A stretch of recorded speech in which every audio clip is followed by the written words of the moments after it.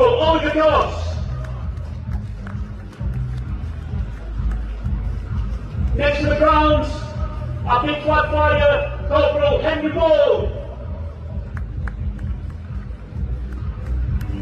And last but not least, doing the two-start, separated now